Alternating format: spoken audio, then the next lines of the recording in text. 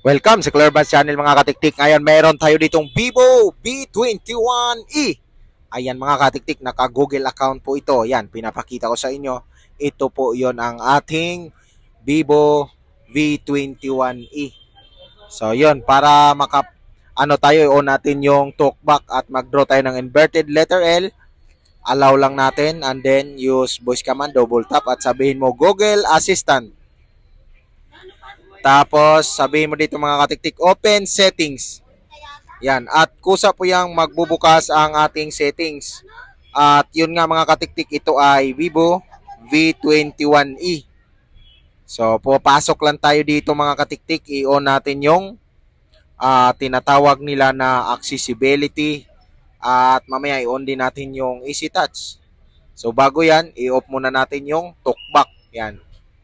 Off muna natin yan para hindi tayo panay double tap. So, punta ulit tayo dito. I-on natin yung accessibility at magkakaroon kayo ng parang green na yun sa gilid, lumilitaw. And then, i-on din natin tong easy touch. Yan, easy touch on. Ayan, nagkakaroon din siya ng bilog kung napapansin nyo. Ayan, at ito nga yung model niya mga katiktik. Ano, Android 12 siya. At yun nga, ito ay Vivo V21e. So, sundan nyo lang ako para ma-bypass natin ang ating Google account. So, ganun lang siya mga katiktik. Punta tayo dito sa settings. At pagkatapos niyan, pupunta tayo dito sa Oppo phone clone. Yan. Itong sa mga katiktik sa baba. Yung Oppo phone clone. Kasi ang reset is hindi na po working. Kapag reset settings mo, hindi po working. Kaya ito yung gagawin natin. Itong phone clone. Open lang natin yan. At pagkatapos natin i-open, papasok tayo dito sa new phone. Tap mo lang yung Android at pagkatapos i-got it mo. So, pasensyahan mo na yung parang nagkukurap-kurap. Yung camera ko yung gumawa niyan, hindi po yung cellphone. Ayan. So, kailangan natin ng isa pang cellphone dito na kung saan merong naka-install na Easy Share. So, madadownload lang natin yan sa Google Play Store. Tap mo lang tong phone clone, tapos itong old. Yan. Tapos magkakaroon yan ng QR code. I-scan mo lang itong ating ibabypass na cellphone. So, gamit ang ating ibabypass, so i-scan natin at mag-connect yan kusa mga katiktik. At kapag nag-connect yan mga katiktik, yan may kusang lalabas dyan at i-uncheck mo yan lahat mga katiktik. Tanggalin mo yung mga pagka-check dyan.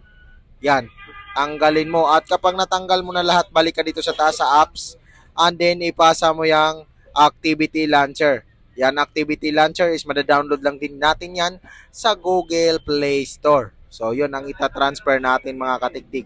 Yan, activity launcher. So, yun.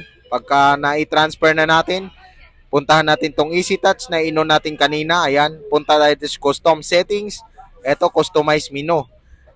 I-X natin tong message and then pindutin mo yung plus at piliin mo yung activity launcher, yung pinasa natin. At pag pinindot natin tong easy touch, ayan, ito na po yung activity launcher katabi ng YouTube. Ayan pindutin lang natin yan ang activity launcher at maglo-loading po yan mga katiktik yan. Ganyan lang ang ating gagawin. I-okay lang at yun. Mayroong progress bar dyan na lumalabas. Antayin lang natin na matapos. At kapag lumabas ng ito mga katiktik is hanapin lang natin dito yung Android setup at hanapin natin ito yung walang setting na icon. Tap natin yan at yun. Kung napapansin nyo bumabalik. Pindutin natin ulit yung activity launcher. Punta tayo dito sa baba. Yan, dito sa pinakababa mga katiktik. Pagkatapos ng mga Android na logo ay yung icon, magbilang ka ng 4, 1, 2, 3, 4 at pindutin mo ito mga katiktik. Ayan, so normal lang po yan. Pindutin natin ulit yung as easy touch and then pasok tayo yung pangatlo naman. So pag pangatlo na pipindutin natin yan, ganyan po ang kinalabasan niya mga katiktik. At syempre, i-skip natin yan. Ayan, pagdating dito, hindi natin pindutin yung don't copy itong next. Kaya kinancel ko mga katiktik. Next pa rin. And then ito no cable. Tapos copy without cable. Next. And then maghintay tayo ng ilang saglit mga katiktik. Ayan nanghingi siya ng pin code. And then pindutin natin yung use Google account. So pag nandito ka na portion mga katiktik, kuhanin mo yung isa mong cellphone at hanapin mo yung Google. Tap mo yung mic. At sabihin mo mga katiktik, set up my device. At kusa po yan mga katiktik na magbukas. Ayan. Next mo na lang mga katiktik. Next. Pindutin mo yung next. And then kusa po yung magko-connect. Mag-prepare po yan mga katiktik. Hintayin lang natin. Minsan mabilis, minsan matagal. Ayan, so next mo lang ulit kapag nag-pair na, copy. So kinakopy niya dito yung Google account natin. Ikinakopy niya papunta dito sa cellphone na ibabypass natin. So maghintay lang tayo kasi medyo mabagal ngayon ang ating internet. Kaya hintay-hintay tayo ng ilang saglit mga katiktik. So yun, copying your accounts. Yan. So make sure mga katiktik na dito sa luma natin na phone is isa lang ang nakalagin. Yan. I-enter lang natin yung password ng ating Gmail. So Gmail po yan ang sa kabilang phone. So pag na-enter na natin, click mo lang yung next. Tapos maghintay ng ilang saglit mga katiktik para matapos na tayo. Kunting hintay lang. Kasi mabagal nga yung ano natin, internet, kaya ganan. Pero yun na po yung process niya mga katiktik. Hintay-hintay lang tayo. Ayan, so pindutin mo yung don't copy kapag lumabas na yun. Don't copy and then next.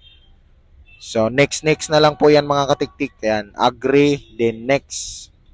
Skip. Yan. Tapos skip. So halos puro skip, no thanks.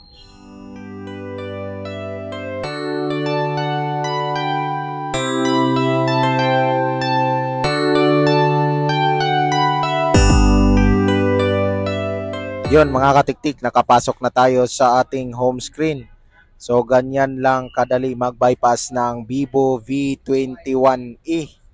So yun mga katiktik, Android 12. So basta Android 12, ganito lang yung process. So kung nakatulong to sa inyo mga katiktik, huwag kalimutan i-like ang video at syempre mag-subscribe na rin sa aking channel. Maraming salamat.